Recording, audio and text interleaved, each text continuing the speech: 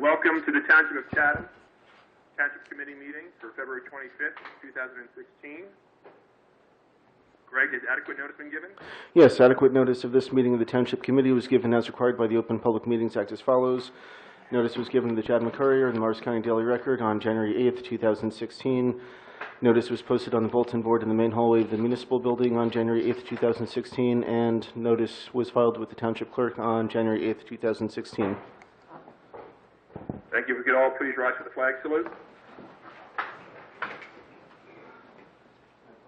I pledge allegiance to the flag of the United States of America and to the republic for which it stands, one nation, under God, indivisible, with justice for all.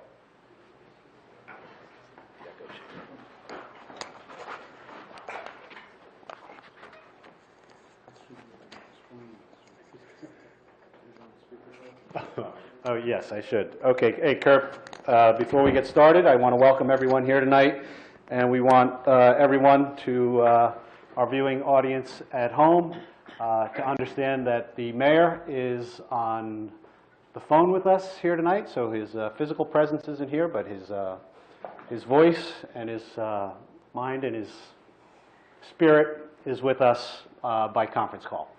So with that said, Kurt, go right ahead. Thank you, Kevin. I'm actually out in Denver for a conference with the Consortium of Endowed Episcopal Parishes, so thank you for that intro. Greg, do you want to do the roll call?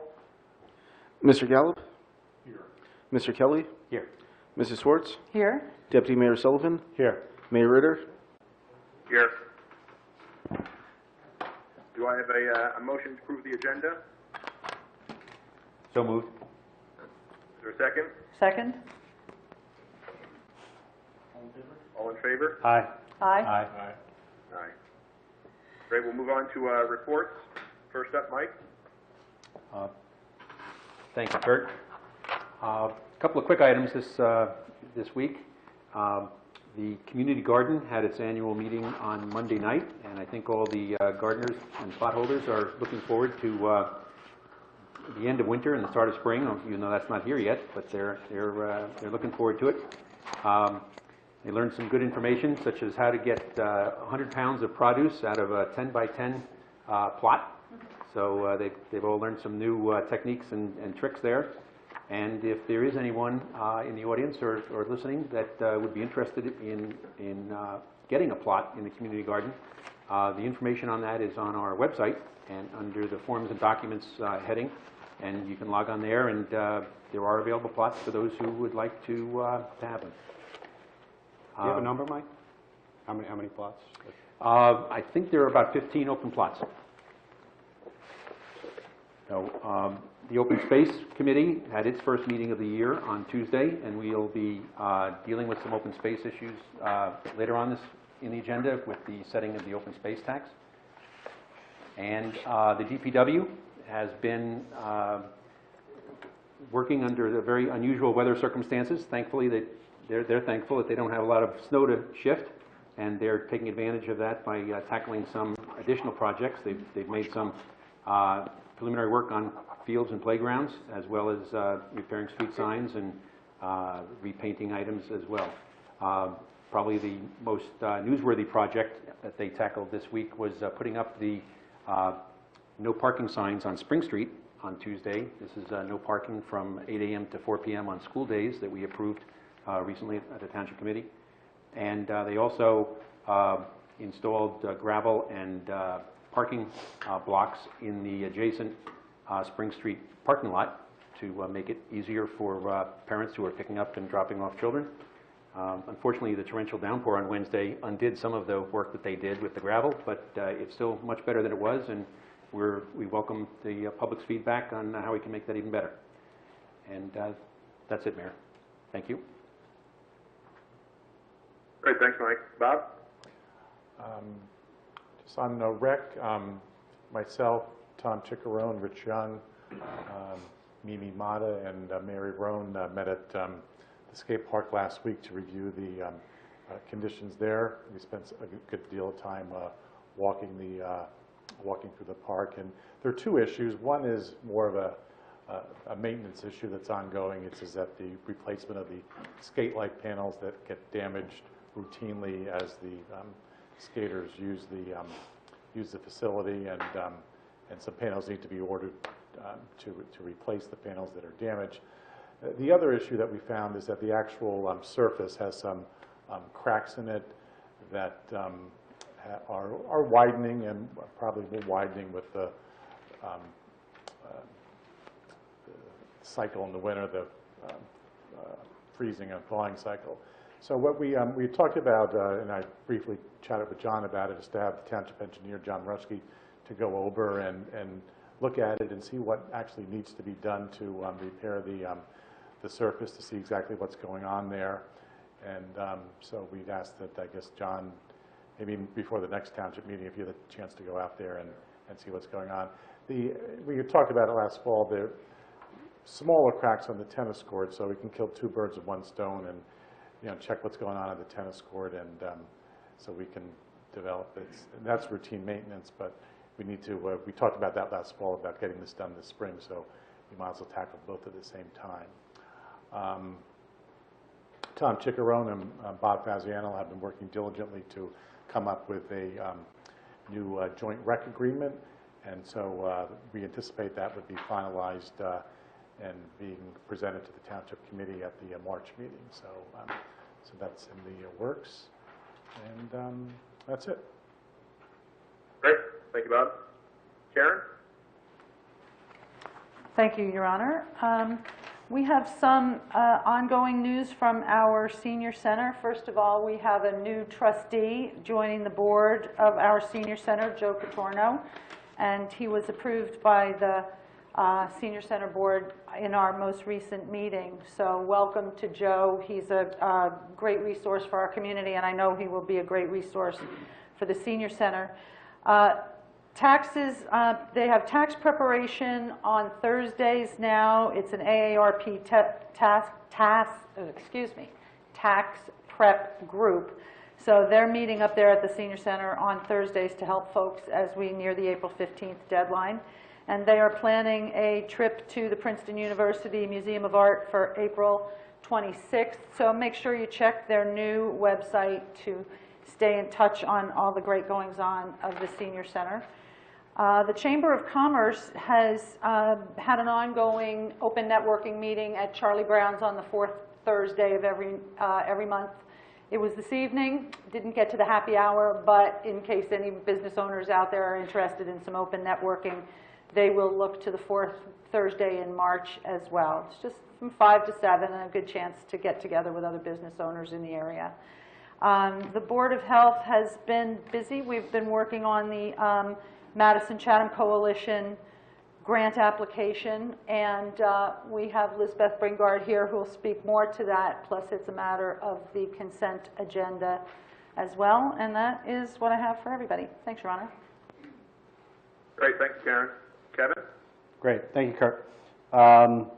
This past Sunday was the Historical Society hosted a presentation on the 4 historic farms and estates of Chatham Township.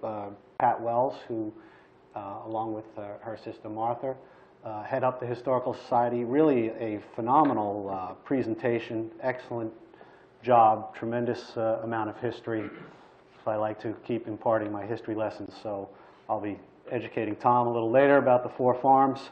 And their next meeting is, their next presentation, I should say, is on Sunday, March 20th. It's a joint meeting between both the borough and the township, and Alexander Hamilton and Betsy Schuyler is the topic of discussion. These are really fascinating meetings, and if you're interested in history, whether it be local or other, you should try to make these meetings. And they'll be held right here at the municipal building. So great job to Pat Wells for presenting that.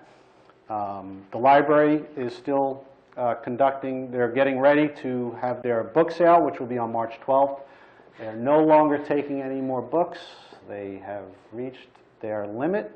So thank you for all those who have donated books to the library for the upcoming sale. And last, before we proceed,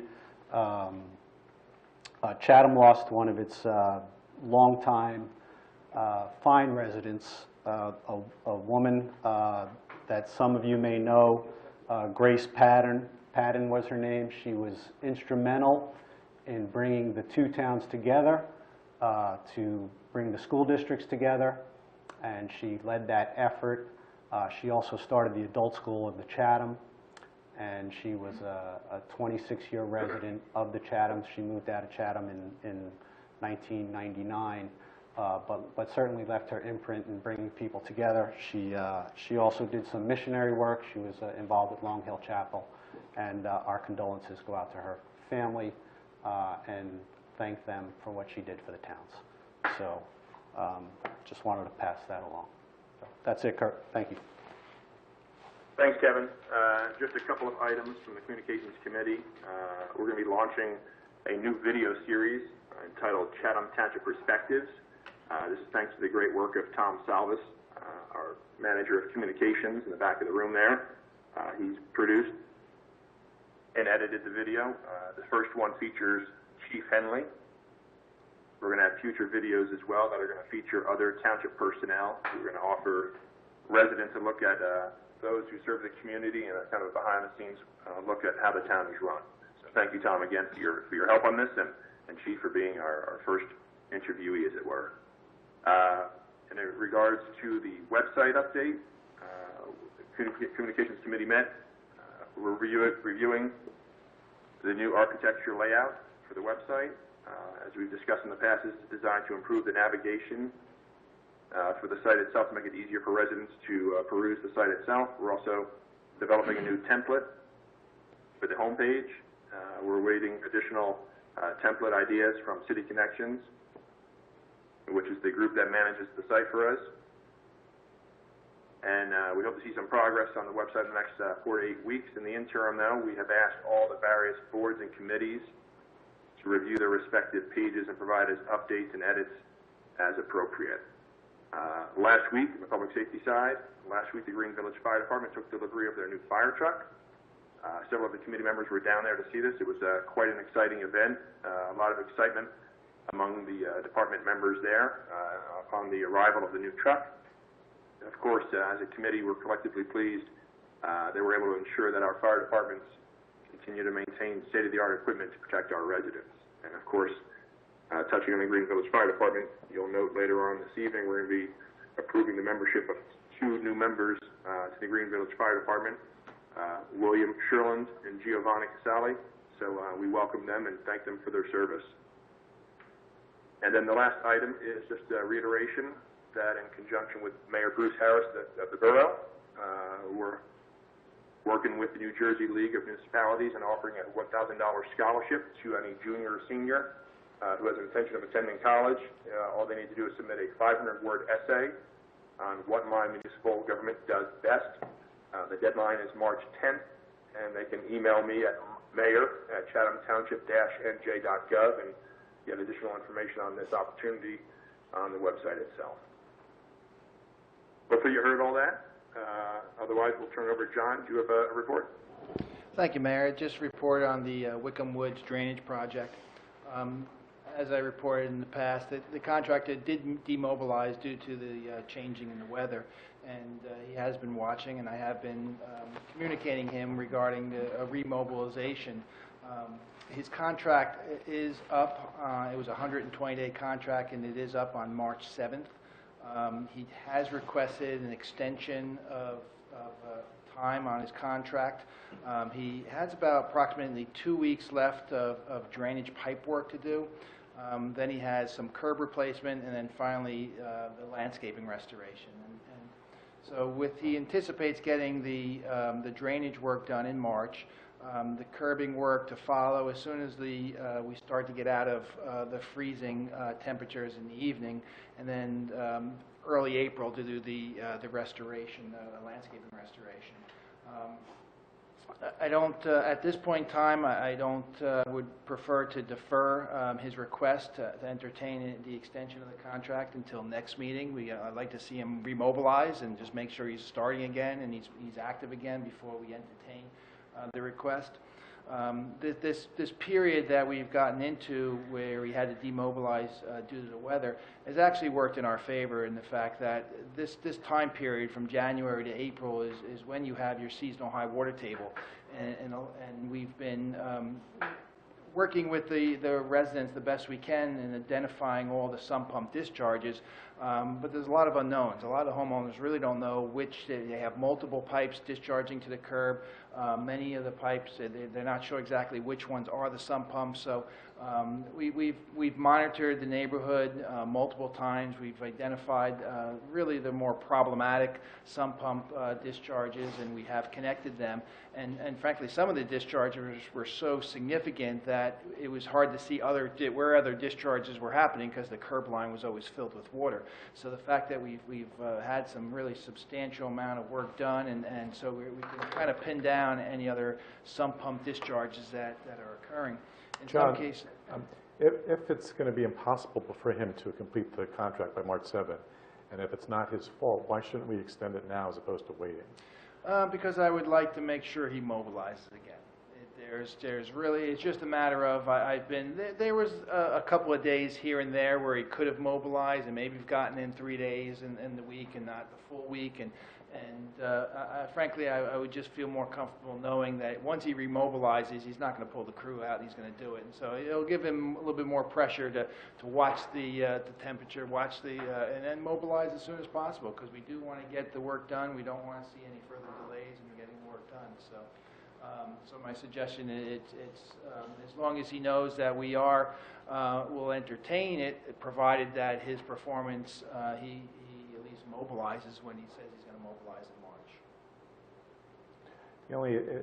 If the contract expires March 7th, and then we don't extend it to March, the second meeting in March, does that present any problem that the contract's expired? No, you can just retroactively extend it, so it would be effective whenever it expires. There wouldn't be a gap. Okay.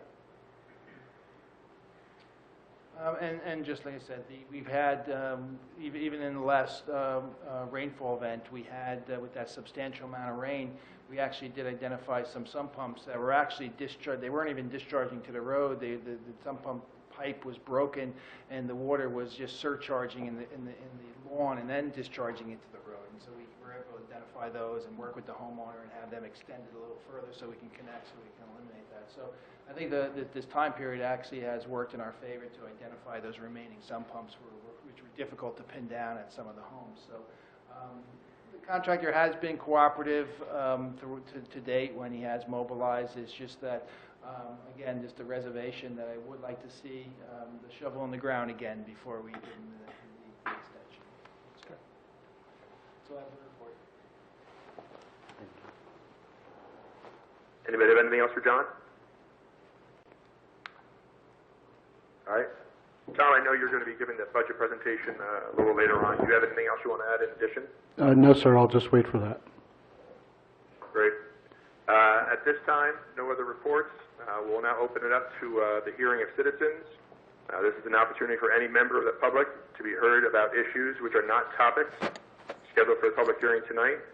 To help facilitate an orderly meeting and to permit that all are heard, speakers are asked to limit their comments to 3 minutes. This time, I'll ask Kevin to kind of help MC and be my eyes over there to see if there's anyone coming to the mic.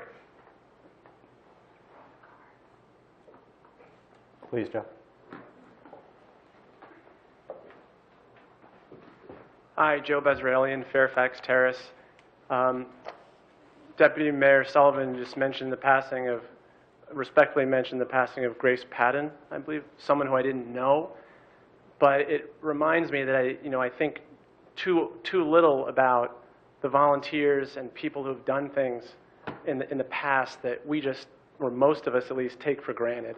I mean, when you said that she was instrumental in the merging of the school districts, I mean, imagine how much, you probably know, many of you are here, but how much work that took, how much dedication and vision that took, and how a whole generation of young people and their parents who are here have benefited from the robust school district that we have that can probably do so many things today that we couldn't have done separately.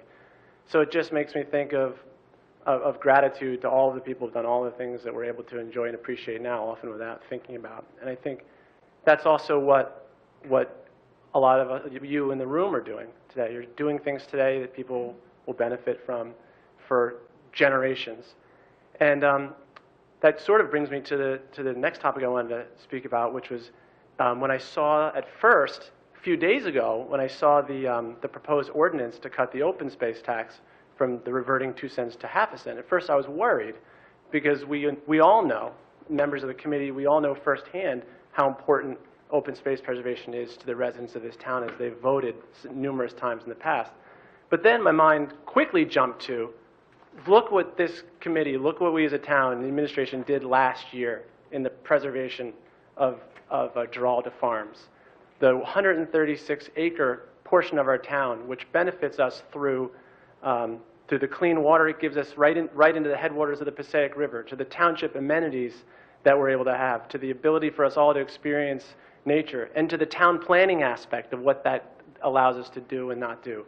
And how we were able to do that, by and large, the people in this room, with somehow a half a cent open space tax, and then garnering over $13 million in grants from outside the township to make that possible. It took incredible creativity, resourcefulness, dedication, probably a little bit of luck here and there. And I thought, wow, I mean, if that's what we were able to do last year with half a cent open space tax, it truly shows that we're working as a community together. And we can, and if I really feel that if some special opportunity comes up, something not expected, I somehow feel that there's all the talent and the ability in this room and outside the room to make something, to make that preservation goal possible in the year ahead, if we feel as a community that we really need to do it. So, I mean, I commend the township and thank the committee for somehow managing to, if it goes through, to slightly cut the municipal portion of the taxes and still do so many of the things, the big things we want to do. And it's more or less just faith that we're all working as a team, that I think that we'll be able to achieve great open space accomplishments in the future, even with, at least at this moment, if you do pass the half cent tax, even with very little monies on hand in the open space fund. So any passive listener might expect someone who's chair of the open space committee to immediately object to collecting so little funds to have on hand, like if we need them. However, I would just point out to the public and everyone that I think we have really good reason to have faith that if there's something the township wants to need to do, we'll be able to do it. So that's all I wanted to add for you and for the record. Thank you, Joe. Thank you. And thank you for your work as the chair of the Open Space Committee. And I know you're Yes. passionate about this cause, and I think it was well said. And as you said, I think there's not a member of this committee, and if I can speak for the committee, that doesn't share those same sentiments, particularly when it comes to open space. Thank you.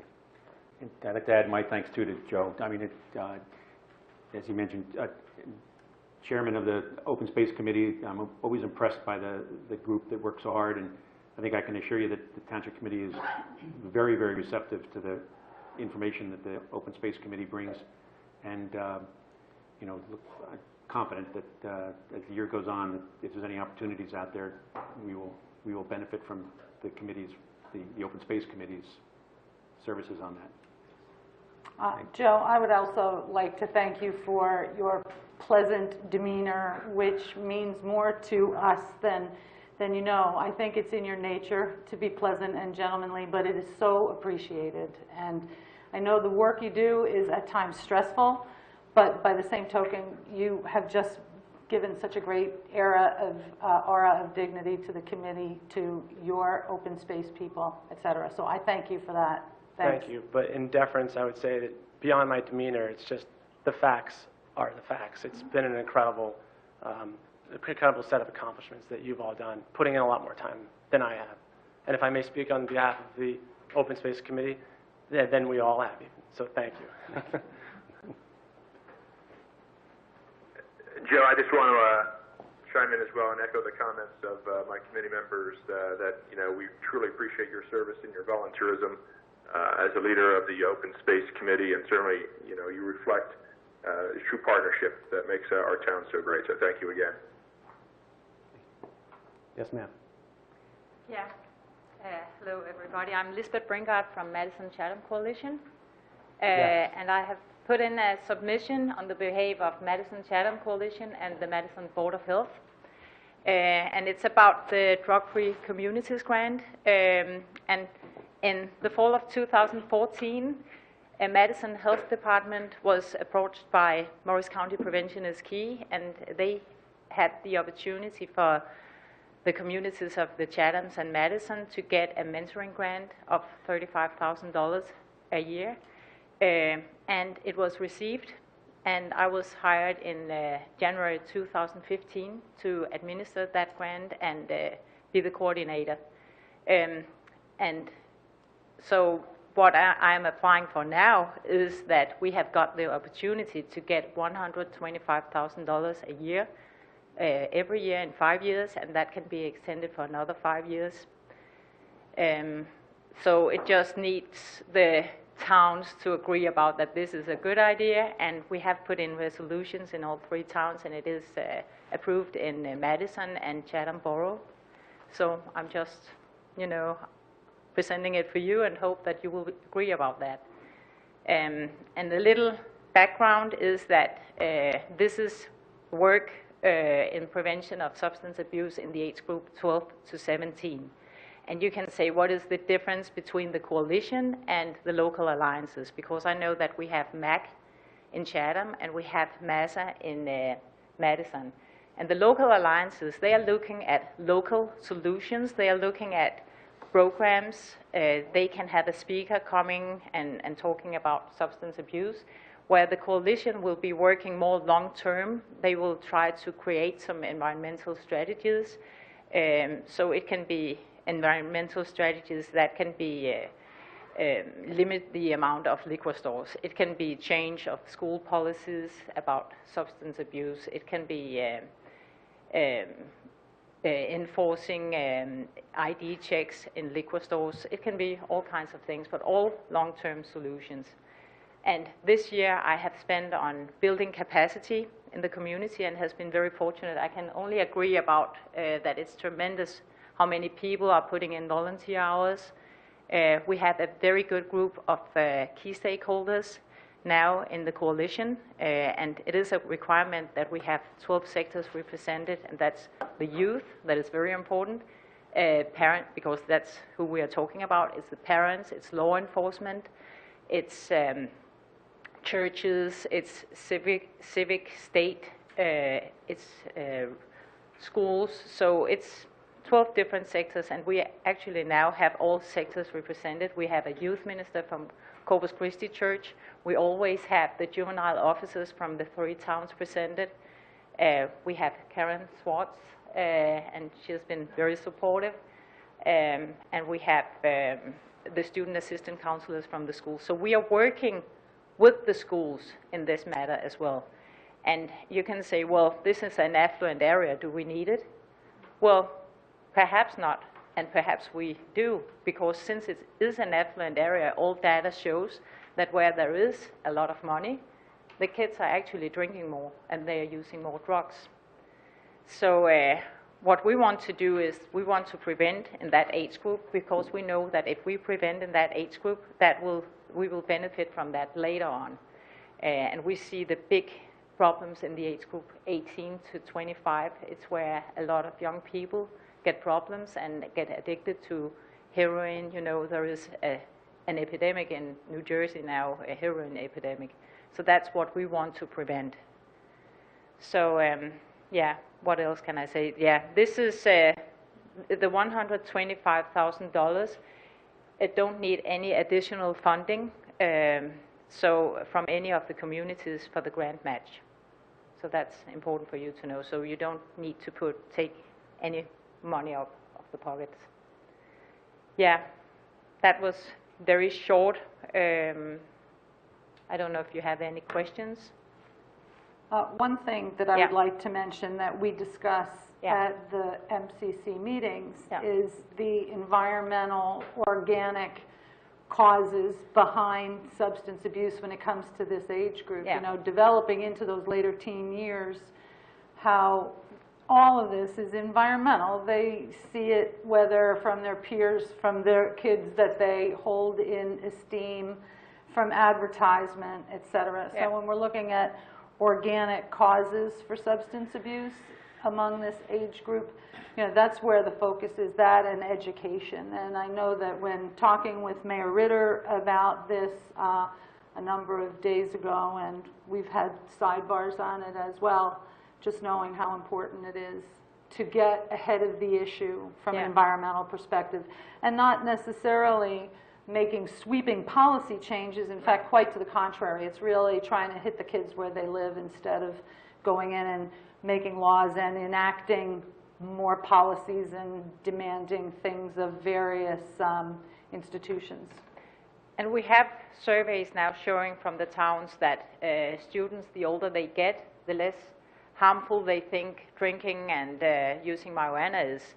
So the 12th graders, they don't think it's that harmful. 47% express that it's not harmful. Okay. And another thing is that we can see from focus group interviews that actually the young people, they would like it to be uncool to drink. That's what they express. And they also say that they don't like their parents to ground them. They would prefer the parents they would prefer the parents talking with them about the drugs and alcohol. So and I also have had some key informant interviews with the police. I can see Chief Hennelly is here tonight. And the police agree in all three towns that there is a problem with the kids. The parents think that the police should discipline the kids. And the kids, they have an attitude towards the police when the police are talking with them if they see them drinking alcohol or something. And the police has been very supportive with this whole coalition, and they want to educate the youth. That's what they're saying, and I think that education is a big word for the coalition because it's about educating and about creating some long-term solutions. Yeah. Thank you. Thank you very much. Thanks so much, Lisbeth. You're doing such a great job with Thank you this. so much. And I know the big day is coming when this grant application goes in. So Yeah. we'll be following it very closely. Yeah. Thank you. Thanks. Thank you for listening to me. I hope we can push yours down. Great, thank you. Thank you. No one else has come forth, Kurt, so I believe we can move on to the public hearing portion, the final adoption of ordinances. Great. Thank you, Kevin. We have two ordinances that we're moving towards final adoption this evening. I'll read the first ordinance. It's Ordinance 2016-08, an ordinance to provide minimum and maximum ranges for the compensation for certain positions of employment in the Township of Chatham in the County of Morris, New Jersey, effective January 1, 2016. We'll open it up for a public hearing. If anyone has any comments, please step up to the microphone. No one's coming forth, Kurt. Is there any discussion or comments from the committee? Nope. No comments. Do you have a motion to approve? So moved? Is there a second? Second? Mr. Gallup? Yes. Mr. Kelly? Yes. Mrs. Schwartz? Yes. Deputy Mayor Ritter? Deputy Mayor Sullivan? Yes. And Mayor Ritter? Yes. Our next ordinance is Ordinance 2016-09. It's an ordinance of the Township of Chatham, County of Morris, State of New Jersey, establishing pool membership fees for Colony Recreation Center commencing 2016. We'll now open it up for a public hearing. If anyone has any comments from the public, please step up to the microphone. No one's coming forth, Kurt? Okay, thank you. Any committee comments, discussion? Nope. All right. Do I have a motion to approve? So moved? Is there a second? Second? Mr. Gallup? Yes. Mr. Kelly? Yes. Mrs. Schwartz? Yes. Deputy Mayor Sullivan, Yes. Mayor Ritter. Yes. And The next Mayor, item on the agenda is introduction ordinance number 2016-10. It's an ordinance of the Township of Chatham, County of Morris, State of New Jersey, amending the provisions for the funding of the open space acquisition. Open up for public comment. no, this is just an introduction. Tom, did you have something? Okay, is there any discussion from the committee? Tom, could you give a little background and history on this, just a capsule? Background and history on the open space tax. Could you? It was originally approved, I think, back in 1998 or 99 by public referendum. It was a non-binding referendum, but the Township Committee did then go ahead and implement the tax that originally was, I think, 1 cent per $100 of assessed value. There came a point in time that there was another referendum and a vote to increase it to 2 cents. And then ultimately, a few years ago, I guess at this point maybe 5 years ago, somewhere in that ballpark, decision was made to reduce it to a ½ cent, but the language in the ordinance has it automatically revert back to 2 cents if the committee does not annually vote to establish it at a lesser rate. And for the last several years, we have been going with the ½ cent per 100, and this ordinance would follow suit to continue that practice. So where are we now? What's in the open space fund? Is this just to pay the debt service? Where are we? This basically just pays the debt service, as a little bit beyond that, but not much more. So what are we, just give me some figures on, is there anything left in Well, this will generate about $155,000 a year. The balance in the account at the end of 2015 was probably around, I think, around $10,000.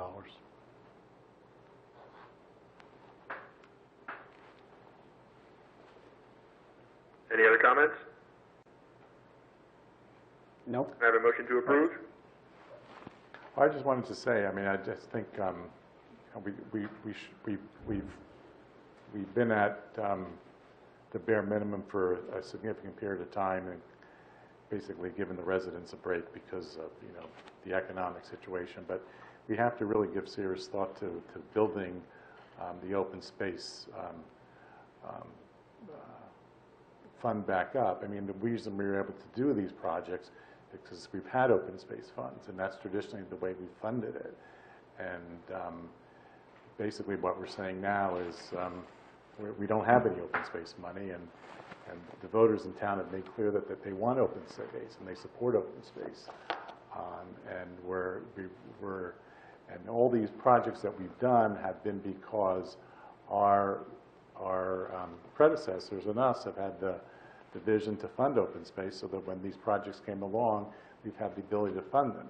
And now we're at the point where we're at zero, and I think we need to take a serious look at replenishing a fund that's been basically taken down to zero. We pride ourselves on good management, having an open space fund that the voters have made clear they want to fund, and not funding it. I'm not so sure that's the direction. But we are funding it. It's not let me zero. just finish, and then you can. Well, just get the facts right. Okay, I'll struggle and get the facts right.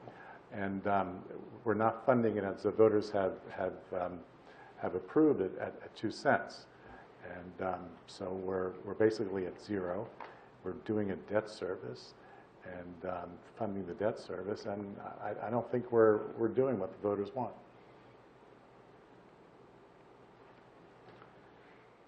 If I may just very briefly respond to that, I think that, you know, there are other ways that we've been able to do this, other than, you know, almost all of the significant projects that we have been successful in acquiring, the properties that we've been successful in acquiring, were not funded solely by our local open space tax. In fact, we have always been a small portion and a share of a contribution, with the bulk of the funds coming from the Green Acres program and from the County Open Space Trust.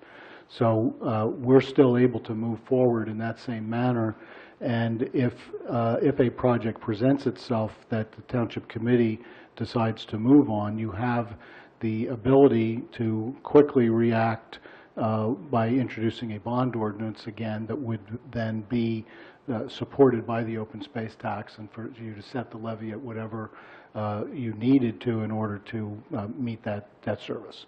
Additionally, the referendums were always non-binding, and I think they certainly do represent the fact that the public at that time was willing to go up to 2 cents. I don't think there was ever anything carved in stone that said it had to be 2 cents. It was non-binding, and the Township Committee has the discretion each year to set it at whatever level you choose to set it at. I support leaving it at a ½ cent. That allows us to meet our obligations. There are no hot purchases on the horizon. I don't personally anticipate or see the likelihood of there being an open space purchase in 2016. And given that fact, I don't think that there's much reason to tax people just to create a fund that's going to sit there and do nothing. You make the, it's always been some portion, though, of our open space fund that's contributed to these global joint efforts to Yes, absolutely. I'm to acknowledging get that. these properties. True.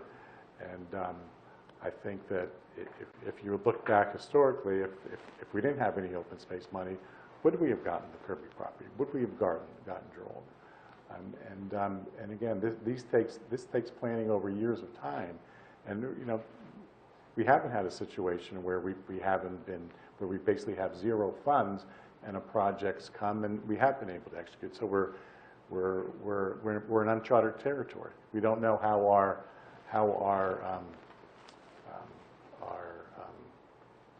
other constituents would feel if they wanted to partner with us, and we basically said, well, at this point we don't have any money, and why don't you pay the full freight? Maybe they would have a different take on it. I just think it's it's the historical nature of this fund has been to provide for open space, and we've been very we've been true to that, and as I said, we gave the residents kind of like a break during hard economic times, and I think that was the right thing to do.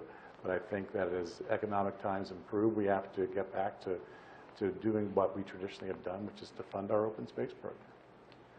I would just take a similar approach to Tom and just take it one further step. And I don't think we didn't have the funding for Giralda, but yet we essentially pulled off Giralda. This ½ cent tax that it's been set at has been set there for 5 or 6 years at least.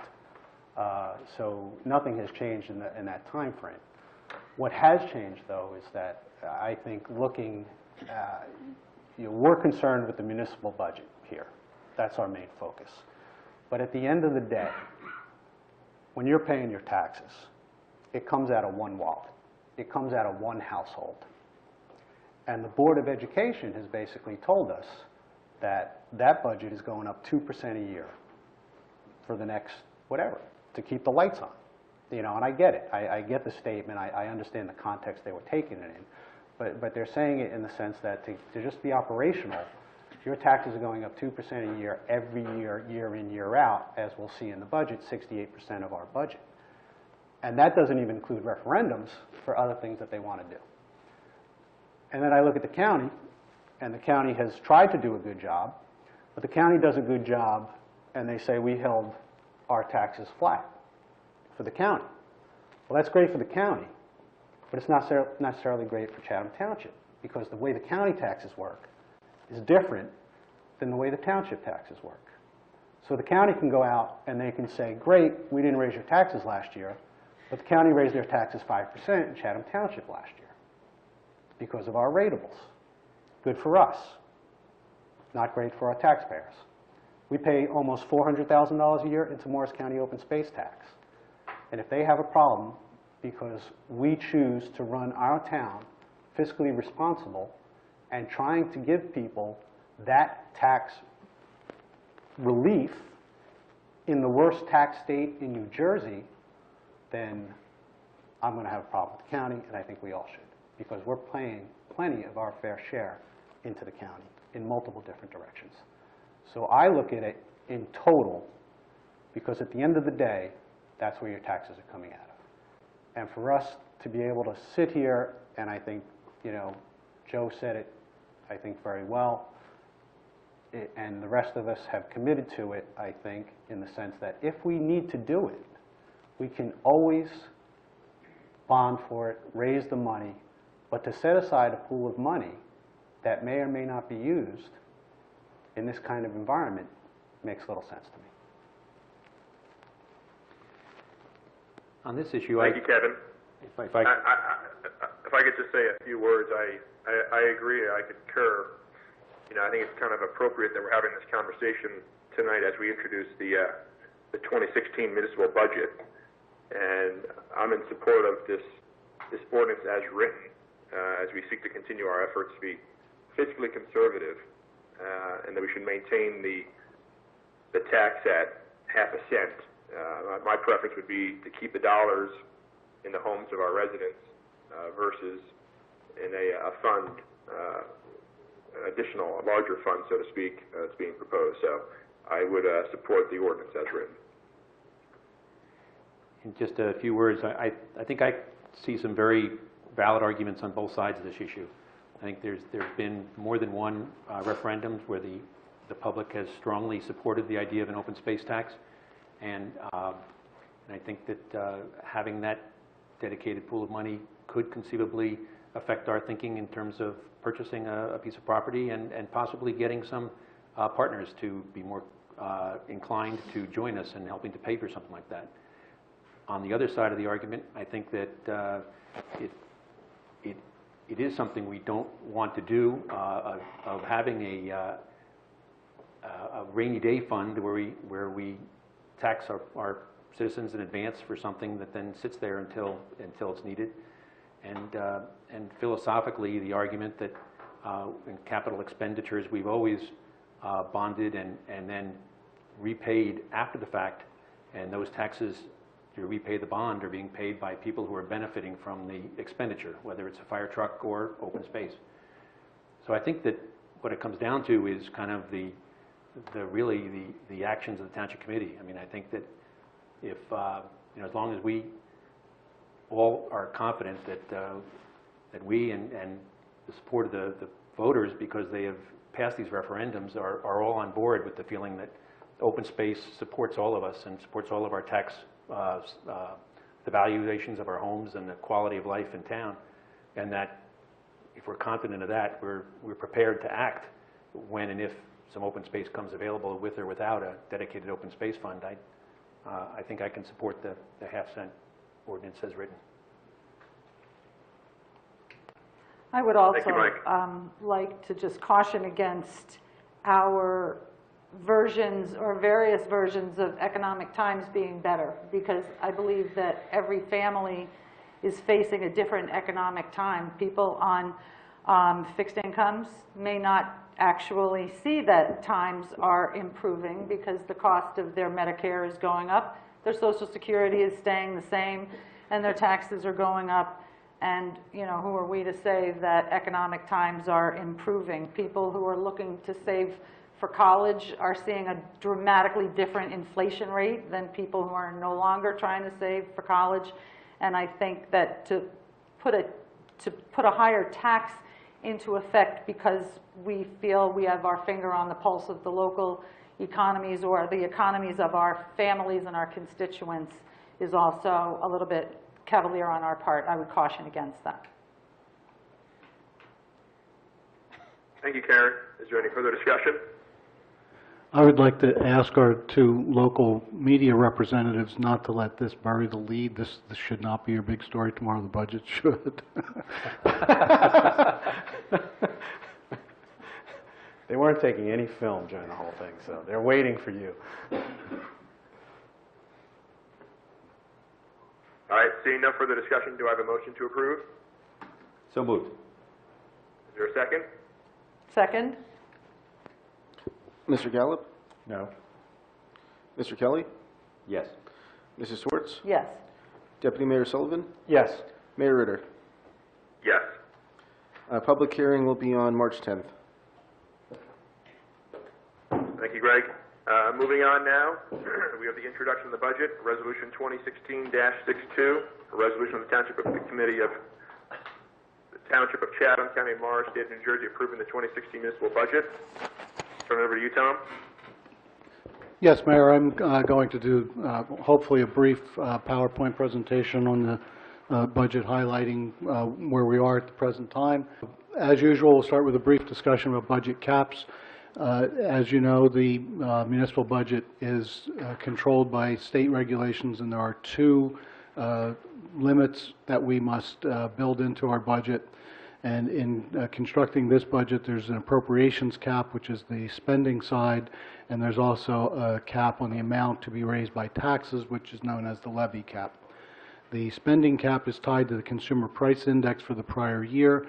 The cap has been set by the state at 0% for this year, while the levy cap is fixed at 2% over the prior year. Is that in focus, by the way? Okay.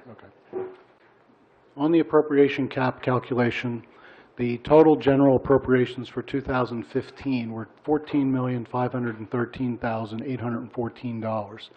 There are exceptions to that get deducted from the cap base that total 3.6, almost $3.7 million.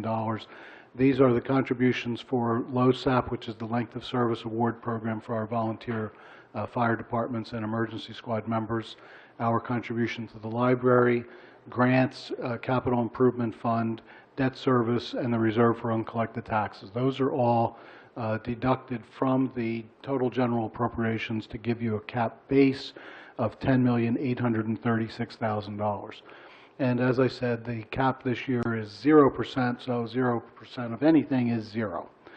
We had 2014 cap bank available to use in 2016 of $316,771. And the total increase allowed, therefore, to still be within the cap is that $316,000. We did not do a cap bank ordinance in 2015, but from 2014, there was still cap available, so we are using some of that to accommodate the increase of spending within the cap of $179,000. The levy cap,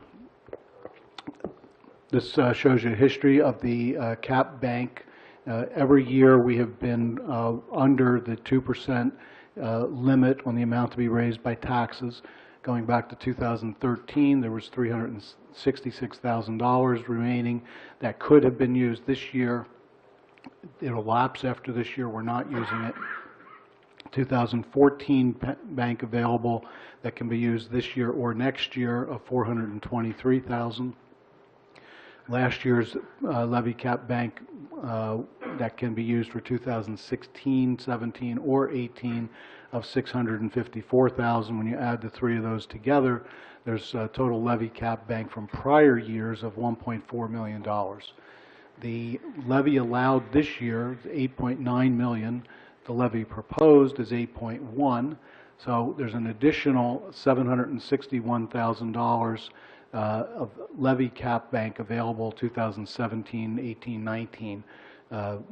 So what you'll do is next year you'll see the 366 come off, the 761 go on, and the 1.4 becomes about 1.8 that would be available.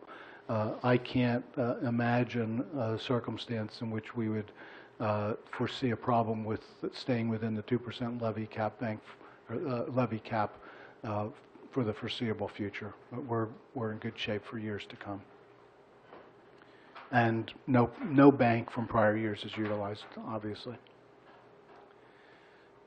These are highlights of the budget. Total salaries and wages are increased by $18,000. Health insurance costs are increased by $50,000. Employees' contribution towards health insurance increases from $265,000 to $334,000. This is the last year of the phase-in for all of the employees. When the health insurance contribution was initiated, the non-union employees and administrative staff all went immediately to step 4 on the phase-in. The bargaining units were phased in at the beginning of their new contracts. They now, in 2016, have reached the fourth year. So we won't see particularly large increases in the employees' contributions moving forward, but they will continue to make a contribution towards the health insurance, and it is keyed to income. So as their income goes up, their contribution may go up, but we won't see large increases. We'll see a steady amount that comes from the employees' contribution. Pension costs will go up $109,000 this year, and you may recall last year we had received a bill from the state for the pension, which was then subsequently modified when the state decided to take the increased employees' contributions, and instead of investing them in the pension fund, they reduced the employer's contribution in a way to provide additional property tax relief. I guess a matter of opinion as to whether that was appropriate or not, but it is what was done. Debt service costs this year increased by $114,000. That's primarily a result of increased debt authorization last year for some things that we've talked about many times, the improvements of the library, and in particular the purchase of the new fire truck for the Green Village Fire Department. So in 2015, we did a bond ordinance for about $2.2 million, where usually we're under $1 million in new authorizations. So the bond anticipation note that we did last summer and that'll become due this summer, there's basically double the amount of interest due, and that is largely the increase in the debt service cost for this year. The amount to be raised by taxes for local purposes is reduced $222,000. The amount to be raised by taxes for local purposes is what it funds the municipal budget, and it is a reduction of $222,000. That follows a reduction last year of over $300,000. And the reserve for uncollected taxes is reduced by $185,000. That, to refresh everyone's memory and those who are new to this, the reserve for uncollected taxes is what is known as a non-spending appropriation. It is an artificial way of increasing the total levy, keeping in mind that the tax collector, the municipality collects taxes for ourselves, for the county, and for the schools. We are the sole source or sole place that people write their checks to. So the county gets 100% of their levy no matter how much we collect. The school gets 100% of their levy no matter how much we collect. So we're the only ones really at risk for a shortfall in the collections. So we know, and the state knows, that municipalities are not going to collect, usually are not going to collect 100% of the taxes levied. So there's a requirement to create what is called this reserve for uncollected taxes. And basically what it is, and I'm going to use numbers that aren't real, but just for illustrative purposes. If the total levy for the school, the county, and the municipality was $50 million, and you sent out tax bills for $50 million, but you knew that you were only going to collect, 97.5% or 98% of that, then you would have a shortfall, and the municipality would eat all of that shortfall. So the reserve for uncollected taxes is the difference. You take the total estimated levy of those three entities and divide by an estimated collection rate, and it generates that number for the reserve for uncollected taxes. And this year that number for us is reduced by $185,000, and it's done in two ways. One is that the amount to be raised by taxes on the municipal side is lower. We're going to be using some additional surplus, but we also adjusted the anticipated rate of collections. In 2015, we estimated 97.2% for collections. This year we're estimating 97.5% because in 2015 our actual collections were about 99%, which was probably a historical high for us.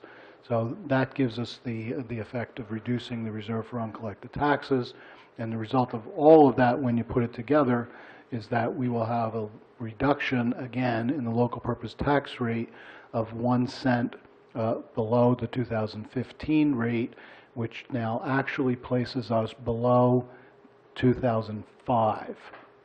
The reason I use 2005 as the comparison is that the last reval was done in 2004, went on the books to be effective for the 2005 tax year. So it's difficult when you go back to prior to 2005 to compare because the rate was much higher because values were much lower, and the reval always has the effect, assuming that your values go up, of adjusting your rate down. Okay, so that's why we use 2005 for the comparison, but that is, I think, pretty extraordinary that our local purpose tax rate is 1 cent, and that's just a slight amount below the 2005 rate. And as I said at the last meeting, what that means for local taxpayers is that if you've owned your home since 2005, when the new values went into effect, and you haven't done anything to you haven't added on, you haven't made any significant renovations that led to an added assessment. If your assessment is the same as it was in 2005, your local purpose tax is the same. Your school tax is not the same, your county tax is probably not the same, but your local tax is definitely the same. This is a review, an overview of the actual budget numbers. On the revenue side, we're going to use $3.1 million in surplus compared to last year where we used 2.8. Local miscellaneous revenues are up about $48,000. State aid is anticipated. We still don't have formal notice from the state, but we have been told informally to use the same number as last year, and that's $836,467. That, I believe, is now going to be the 6th year in a row that that's the amount of state aid, so that has not gone up even a penny.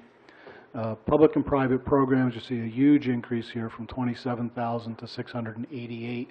That is primarily the Safe Routes to School grant for the sidewalks on Lafayette and Spring Street, as well as a $100,000 grant to make our emergency generator here a permanent installation.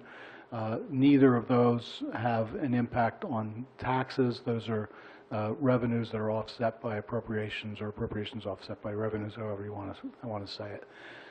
Delinquent taxes is actually the anticipated amount there is reduced from prior year because, again, the collector hit 99% of her collections, so the amount that was still delinquent is less.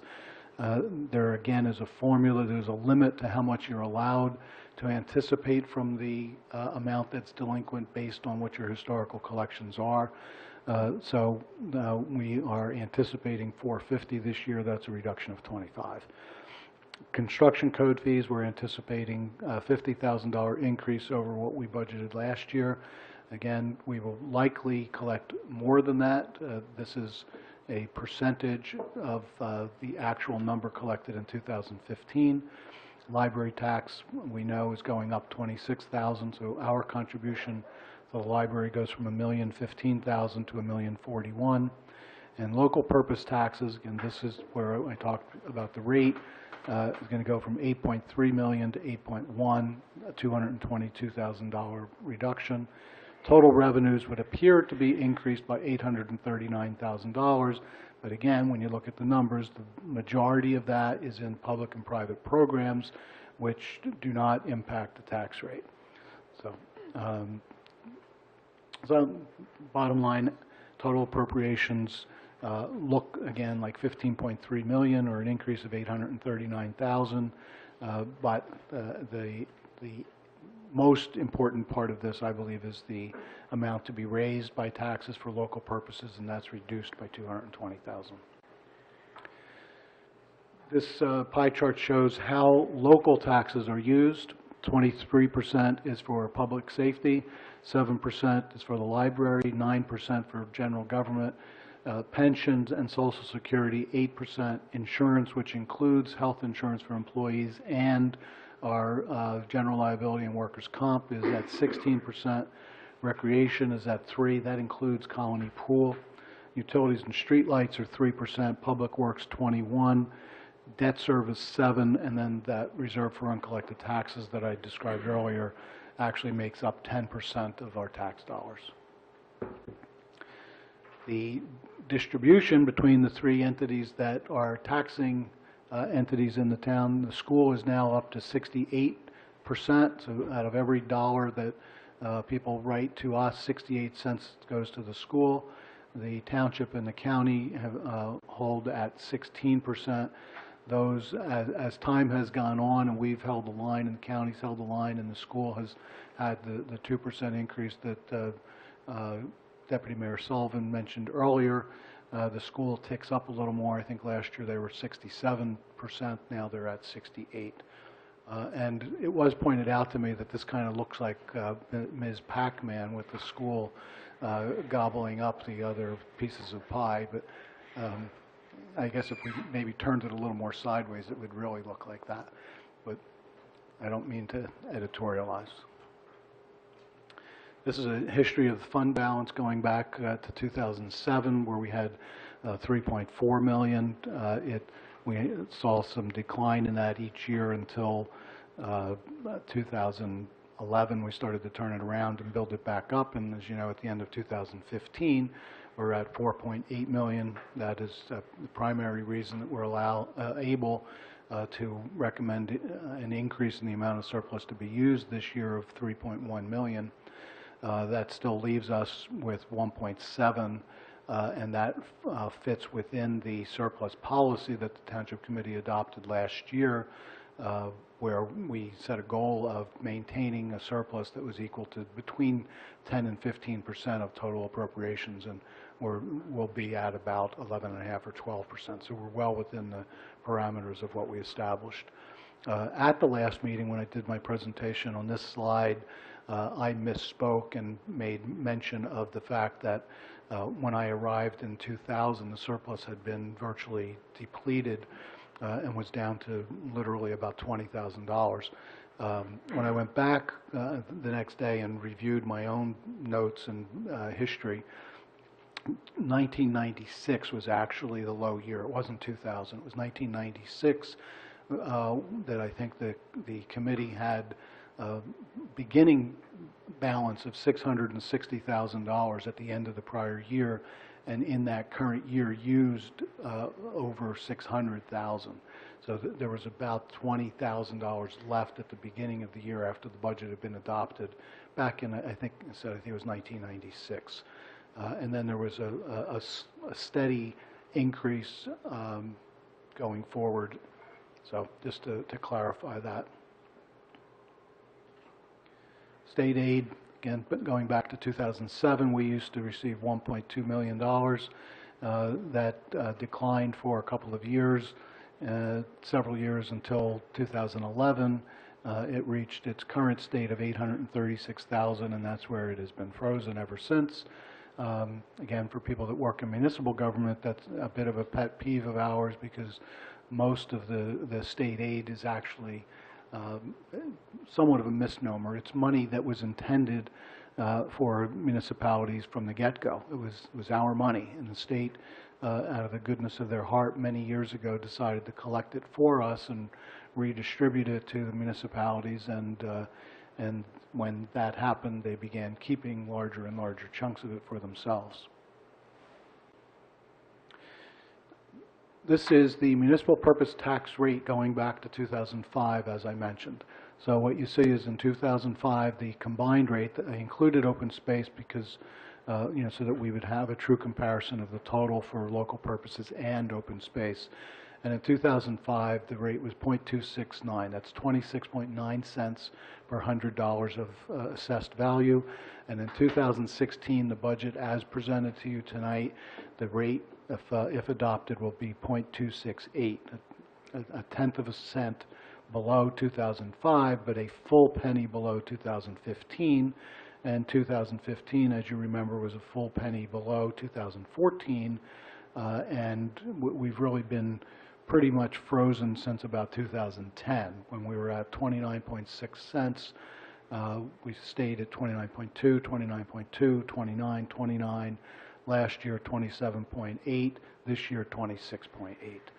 And I think that is a testament to the way that we have done business. A lot of people think that it is primarily due to our increase in ratables, and that has certainly helped us. But we have also done things that were significant reductions in cost that were permanent in nature. We have fewer employees today than we used to have in every department. We made changes in the way that we insure ourselves by joining the Morris County Joint Insurance Fund. That saved us money on our workers' comp and our general liability. We went into the state health benefits plan. That saved a substantial amount of money on our health insurance costs. So there have been a variety. We have, the state implemented the requirement for employees to contribute to health insurance. That has led to a direct savings for the municipality, and not just us, but around the state. So there are a number of things that we have done proactively to reduce our costs and to reduce the size of our footprint in the municipality by reducing the size of local government. And that's really reflected in these numbers, along with the increase in ratables. The budget is required to disclose any structural imbalances. There are 4 categories that must be disclosed. Revenues at risk. This budget does utilize $100,000 of capital surplus. This will likely be the last year that is used. Capital surplus is generated when we do bond ordinances and fund them, and projects are completed and there's funds remaining, we eventually wind up canceling those balances and they go to capital surplus and can be used you can either reappropriate them for capital improvements or take them in as a special item of revenue. That's what we're doing here for $100,000. There are no non-recurring cost reductions. All of the cost reduction measures that we've been utilizing have been permanent in nature. We're required to anticipate moving forward, 2017. I would certainly expect that labor costs would increase by approximately 1 to 1.5%. We do have negotiations this year with the PBA for a new contract. Health insurance has been trending at around 7 to 10% a year. I haven't seen anything to suggest that will change unless the state, in fact, implements some of the recommendations or most of the recommendations in the recent commission report that was issued, and which I think you're all probably familiar with. If they do that, there is likely to then be some substantial changes in the cost of health insurance, but time will tell. As far as structural imbalance offsets, if you consider an increase in, small increases in labor costs to be a structural imbalance, we're going to continue to seek additional shared services with our neighbors and reductions in personnel costs wherever we can. To summarize, after 4 years in a row with no increase in the local purpose tax rate and a 1-cent reduction in 2015, the 2016 budget provides for another 1-cent reduction to the rate, which is now below the rate in place in 2005, the year the last property revaluation was implemented. The township contribution to the joint library has increased $26,000 to a total of $1,041,000.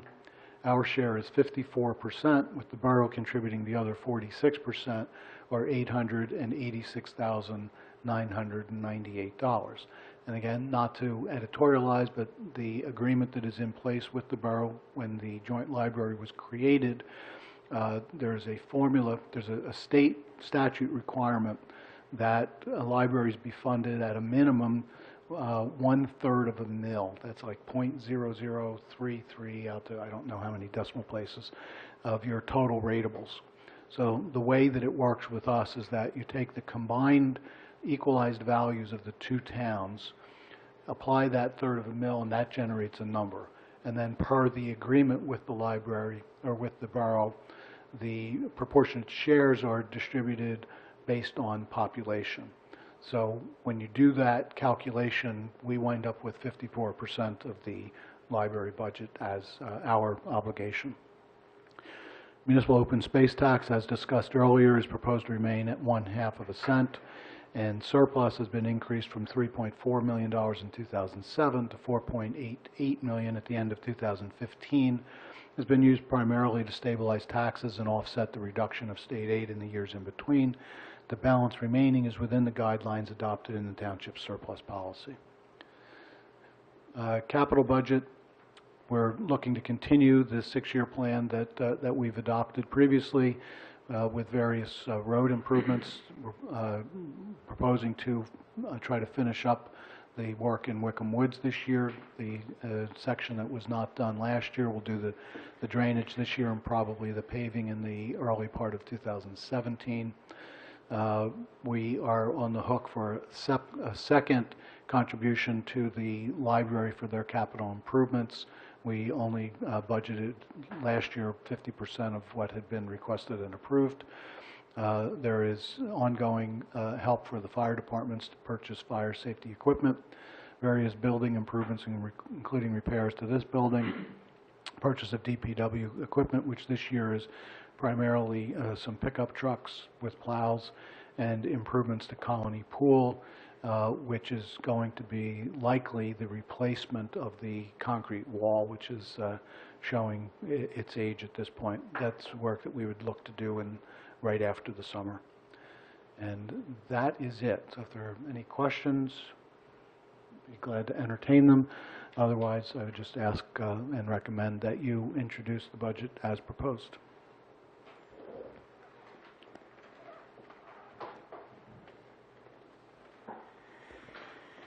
Mayor, could you hear that okay? Yeah, I did. Thank you very much, Tom. And again, I just want to reiterate, on behalf of the committee, our thanks to you over these past several months in putting these presentations together, which offers not only ourselves, but certainly all residents of Chatham Township a behind-the-scenes look, a pull-back-the-curtain look, however you want to call it, a closer look at how their tax dollars are being spent. So I appreciate you, your continued efforts in doing this. And obviously a reminder to all residents that this presentation, as with all the other prior presentations, will appear on the website for their review as well. But in general, an overall comment in the 2016 budget, I think it's certainly something that the entire committee should be proud of, the fact that we're able to offer residents a tax cut for the second year in a row, which reflecting the lowest local purpose tax rate in more than 10 years, which I think is truly an incredible accomplishment. And I would say few, if any, municipalities in New Jersey can tout this significant accomplishment. So I think it's something we should all be proud of. And I think this budget further highlights our efforts to be fiscally conservative as we run this township. So thank you again, Tom, and open it up for any other further comments or discussions with the committee. Well said, Kurt. I'd echo it. Thank you, Tom. Any other comments, discussion? Tom, I just have one question. You referenced... I'm sorry, could you give your name and address? on the Safe Routes to Schools, you identified that as the grant and that it's just passed through. But we also received notification regarding the design of services that are going to be in grant. Should that be increased to accommodate? No, well, we haven't gotten the award letter yet. You'll remember I talked to you, I said we need a number from them. So what's going to wind up happening, once we get an actual award, then we'll do an amendment to add it to the budget.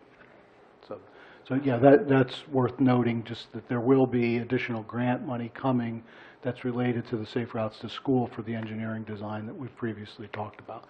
And we'll do that as an amendment to the budget once we have the documentation in place.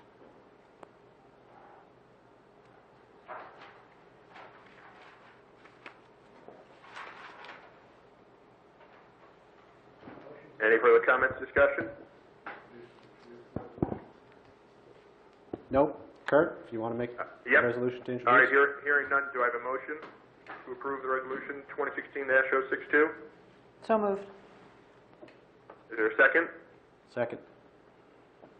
Mr. Gallup? Yes. Mr. Kelly? Yes. Mrs. Schwartz? Yes. Deputy Mayor Sullivan? Yes. And Mayor Ritter? Yes. Thank you very much. Moving on to the consent agenda. Before Greg reads off the various items, is there any discussion?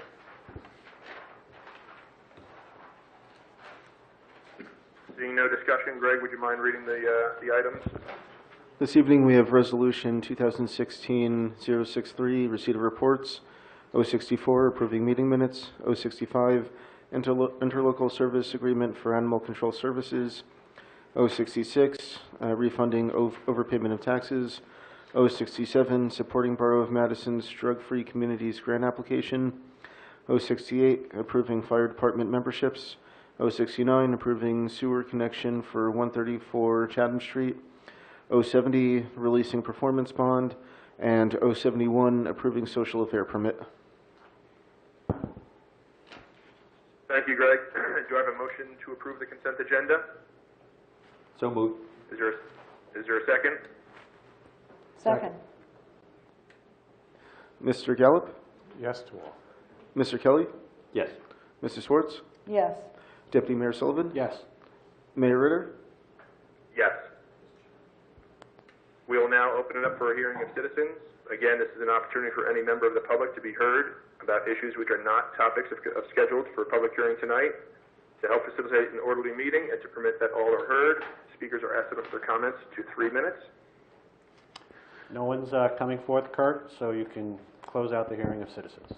Great, thank you. We'll close out the hearing of citizens. We will now, we have a couple of items on the executive session, which I believe we'll be taking action on. So, Greg, can you read the resolution 2016-04? Yes, sir. Resolution 2016-P-04, resolution of the Township Committee of the Township of Chatham in the County of Morris, New Jersey, authorizing conference of the Township Committee with the public excluded. Whereas NJSA 10:4-12 of the Open Public Meetings Act permits the exclusion of the public from a meeting in certain circumstances, and whereas the Township Committee of the Township of Chatham is of the opinion that such circumstances presently exist, now therefore be it resolved by the Township Committee of the Township of Chatham, County of Morris, State of New Jersey as follows. 1, the public shall be excluded from discussion of the specified subject matter. 2, the general nature of the subject matter to be discussed is as follows. A, contract negotiations, interlocal services agreement to retain joint counsel. B, personnel, retaining joint counsel related to the Pilgrim Pipeline project. C, personnel, construction, office, control, person, and board manager. 3, it is anticipated that the minutes on the subject matter of the executive session will be made public upon conclusion of the matter under discussion, and in any event, when appropriate, pursuant to NJSA 10:4-7 and 4-13. 4, the committee will come back into regular session and may take further action. 5, this resolution shall take effect immediately. Thank you, Greg. Do I have a motion to approve the resolution? So moved. Is there a second? Second. Mr. Gallup? Yes. Mr. Kelly? Yes. Mrs. Schwartz? Yes. Deputy Mayor Sullivan? Yes. Mayor Ritter? Yes. All right, we are adjourned. Thank you, everyone.